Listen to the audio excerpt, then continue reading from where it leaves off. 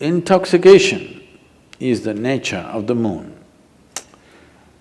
May 10th is a special Purnami or a special full moon day because it's called Buddha Purnami. This is the day Gautama the Buddha got enlightened. You know this? This year it's on 10th of May. This full moon day is the day Gautama the Buddha got enlightened. There are many aspects to his life. The most important aspect is that he is a Buddha.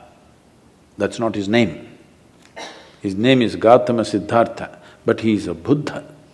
Buddha means he transcended his intellect. Bhu means buddhi, dha means dada. Buddhi means the intellect, dada means one who is above. One who is above his intellect is a Buddha. One who is in his intellect is a non-stop suffering human being. Something happens, they suffer, nothing happens, they suffer, whichever way. That is, if you're below the mind, we call them Buddhu. You're missing the point. If you're above the mind, you're a Buddha. If you're below the mind, you're a Buddhu. If you're in the mind, you're non-stop suffering. So how did he become this? He tried many things in his life. He was a prince of a small princely state. Because some yogi predicted that this will either become a great emperor or become a great sage. When he made this prediction, the father got little excited. He did not want him to become a great sage, he wanted to become a great emperor. So he decided he will not expose him to… because he thought by being exposed to some suffering or misery, he may turn into a sage. So he kept him in utter pleasure, in the best of food, best of clothes, best of pleasures, everything. When he was 19 years of age, he got him married to a very pretty young woman, kept him in a palace secluded from the rest of the society where he lives in pleasure, never exposed to any kind of suffering. One day he thought he will just take a drive through the town. He asked his charioteer to take him across. So he was going, and then he saw a man who was old, was going like this. So he had never seen an old man in his life. His father had protected him from all this. He said, what happened to him? So the charioteer, oh, he's just an old man. How does it happen? He asked. He said, everybody gets old someday. He looked at himself, he was a nice youth. What, me also? He said, yes, everybody gets old. They live long enough, they get old. This was a realization for him, I will become like this. Then he saw a man lying on the street who was ill with something, not able to get up, in great suffering. He said, stop, what is this guy? What's he doing? He said, oh, he's sick, unfortunately. What does that mean? He said, my body, sometimes it gets sick. It can happen to anybody, it can happen to just anybody. Me, a prince, it can happen to me, it can happen to anybody. Then he said, oh, I can become like this. Then they were going further, he was completely disturbed by this. Then he saw a funeral. They were carrying a dead body of a man. What happened to that guy? Oh, he just died, that's all. What does that mean? That happens to everybody without exception. Then he said, what am I doing? Just eating, pleasures, nonsense, what am I doing with myself? And he struggled, he went into turmoil within himself. this suddenly being a prince and these pleasures and all this palace suddenly broke apart for him, and he started looking, what is the point of all this? This is going to get old, this may get sick, for sure this will be dead. What am I investing my entire life in this? But by then he had an infant boy. He looked at his wife and his child, this loving wife and this lovely little baby. He could not leave. He struggled and struggled and struggled. By then, a little over 1.25 years passed. When the boy was 1.5 years of age, he could not hold it anymore. In the middle of the night, like a thief, without telling anybody, he slipped out of the palace and left for good. He went in search, I want to know the truth about this life. He went from school to school. These are times when different schools were established in India. At one point, there were over 1,800 schools. I'm saying not just institutions, 1,800 different ways of doing things, 1,800 different varieties of yoga. Not the kind that you're seeing in California, somebody doing like this, somebody doing like this, really intricate expressions. It is like how the medical science is becoming today. 25 years ago, you wanted a medical checkup, all you needed was your family doctor. Today, for every part of your body, there is a doctor. A few years ago, I had a knee injury. I was playing soccer and I broke something in the knee. And I was all packed up and I was speaking. That's how I got into golf, because of this knee injury. Somebody told me, gifted me a golf kit and said, Sadhguru, you're too old for any other game, you just play golf. So I was sitting there in Atlanta and talking, speaking at a place. Then I was in pain, I couldn't even move. So when this is over, when I was speaking, one person raised his hand, I thought he wants a question. But then he said, Sadhguru, I would like to examine your knee after this is over, I'm a knee doctor. I said, come on, you're an orthopedic. So, no, I'm a knee doctor. Then I said, right or left? Which one are you? So specialization is going. A time will come, probably in 50 years' time, if you want a medical checkup, you need 100 doctors to check you. By the time you get these 100 appointments, maybe you need an undertaker. Then it'll become ridiculous. Okay, you went to 3 doctors, all right. You went to 5 doctors, all right. If it becomes 50, 100 doctors for a medical checkup, it's become ridiculous, isn't it? This happened to yogic system. People started specializing and specializing in variety of small things. Each specialization has a whole thing by itself. Someone just came and told me they're a dentist, okay, I'm not speaking in any of this thing. For example, dentistry, just 32 teeth, all right? They study for 9 years, 32 teeth. 9 years of study, still they don't know everything about it. That's the nature of creation. If you start studying one tooth at a time, you will see each one of them has something specific about it. Somebody can spend a lifetime of study just learning about one tooth. Just see if you had 32 dentists to look into your mouth. Disaster you are, isn't it? So as specialization happens, when it crosses a certain point, it'll become ridiculous. This happened to yoga.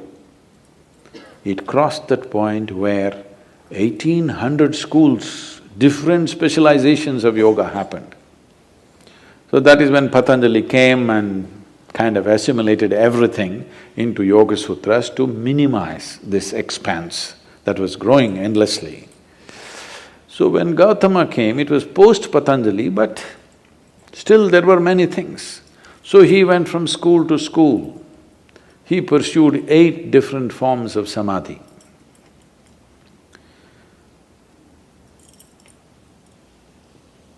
We're talking about samadhi, okay. He pursued 8 different forms of samadhi. He saw all of them were wonderful experiences, but still it did not liberate him. So in this condition, he was walking as a samana.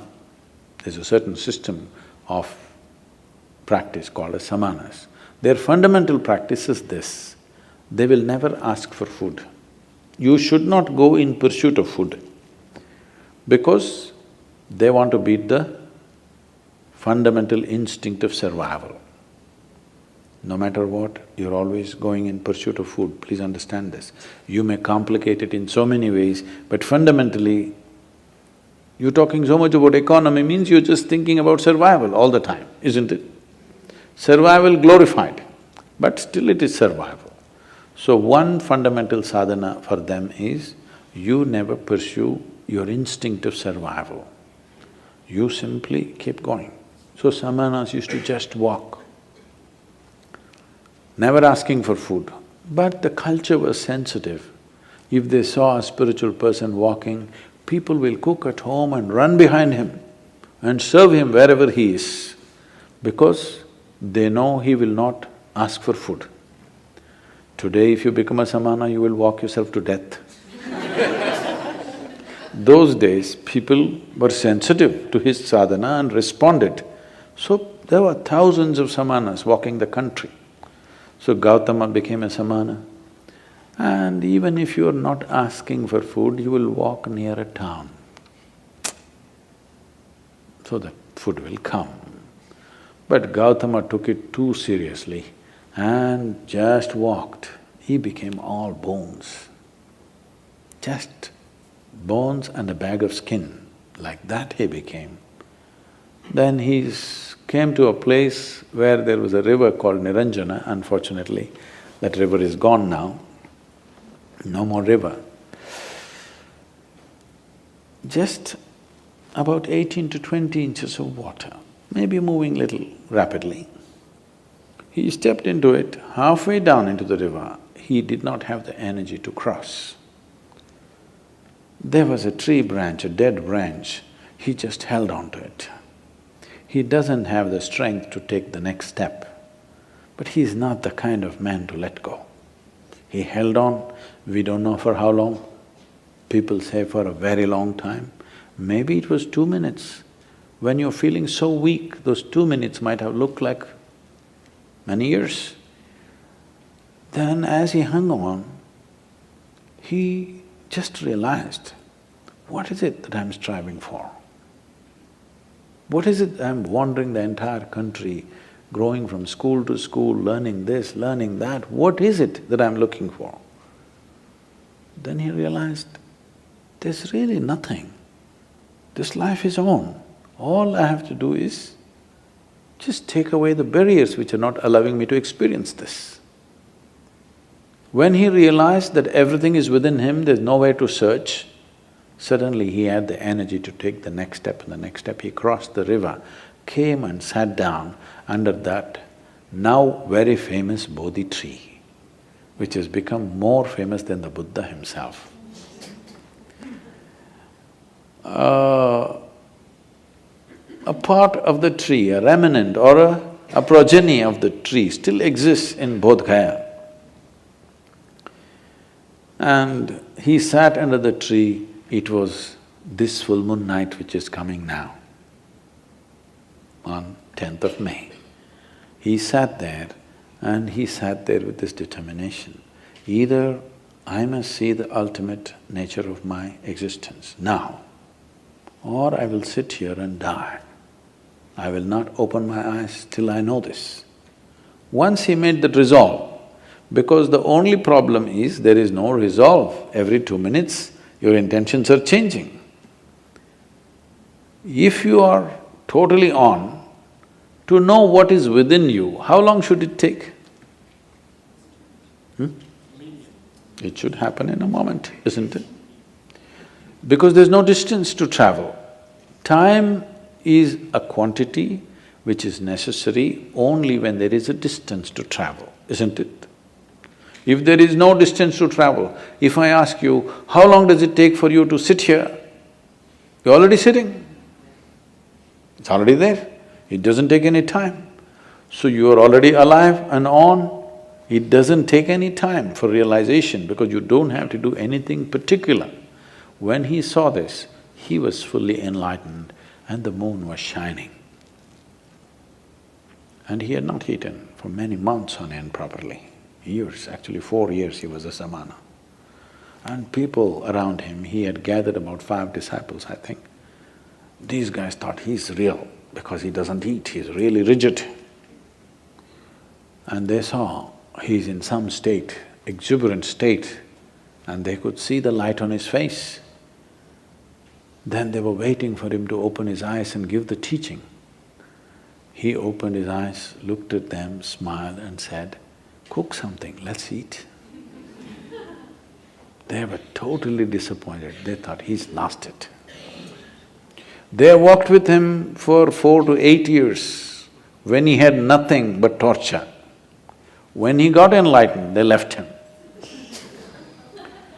because they wanted to hear something severe. He said, "Cook something, let's eat. We've been wasting our time."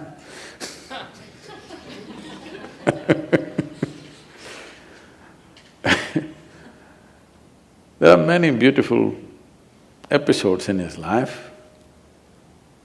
When he one day walked upon the river bank after he has become a Buddha and went and sat down under a tree. Tree, not because tree is the best place to sit under, ants can get you. Because that was the only real estate of those times. There are no buildings and buildings and buildings everywhere. So tree was a good place, a pleasant place to sit under. Rather than sitting in harsh sun, you sit under a tree. An astrologer who was of great proficiency in his trade saw the footprint on the riverbank. He had come to… In India, people of this thing means… bath means always river. Those rivers are going away, I will tell you later. Bath means always river. So he came for a bath at the river, then he saw the footprint. There is a whole science, or rather observations, through which by looking at the way one's feet is, somebody predicts exactly what he will do. So he saw the footprint and then he saw that this is the footprint of an emperor, somebody who should rule the world. Then he wondered, why would such a person be in this remote place near a jungle? Then he followed the footprint, thinking he will meet an emperor. Then he saw this monk, Gautama, sitting under a tree. Then he looked at he thought either my astrology has gone all wrong, or I'm being fooled, or I'm in some kind of a hallucination. What's happening here? Then he went to Gautama and asked, "Who are you?" Gautama was in this kind of Jasjit kind of state. He said, "I'm nobody. I'm just a nobody. But you have the feet of an emperor. You should conquer the world." Gautama said, "That I will, but not by conquest." See, there are 2 ways you can have the world, either by conquest or by inclusion. Yes? I can make you yours, either by capturing you, chaining you and making you do what I want, or by including you as a part of myself. Yes? Both ways, something or somebody becomes yours, isn't it? But if you go by conquest, it will be a pain in your neck, always. If you include, this will become a great enhancement of life. He said, "I am the emperor of the world." But then he said, "You're a monk, you own nothing. I own nothing and I am a nobody. That is why everything is mine. Even mathematicians are trying to teach you the zero and the infinite are one and the same. So you becoming a no thing does not mean you're no use. You are a no thing means you have become all-inclusive, isn't it? You are something means you can only be that. You are a no thing, you can be any way you want. This is how this life is made. If your ability to respond is not curtailed, you can be anything you wish at any given moment, isn't it? So Gautama said, I'm anyway the emperor of the world, if that's a word you like, but I'm actually a nobody, because everything is anyway mine.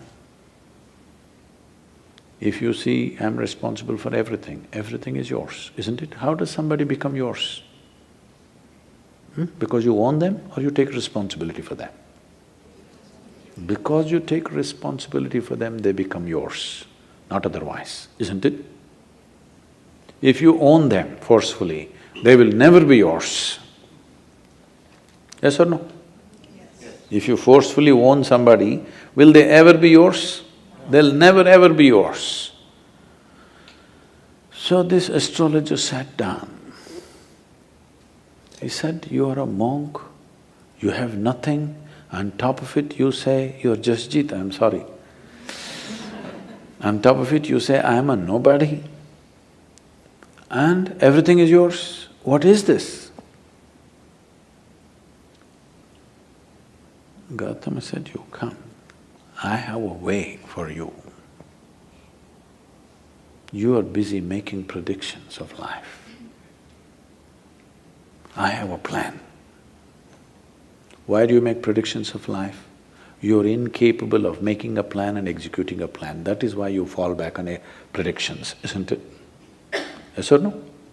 If you are capable of making a plan and executing the plan, would you fall back on predictions? No. So Gautama said, you are busy making predictions. I'm here, I have a plan. Come, become a part of my plan. We'll make something else happen. You must become a part of this plan. We can make something wonderful happen. This same world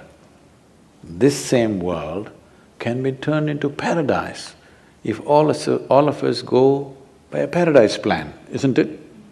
Yes or no? Yes. The question is only, do that, because between a possibility and a reality there is a distance. Or do we have the courage and the commitment to walk the distance? That's all it is. Yes?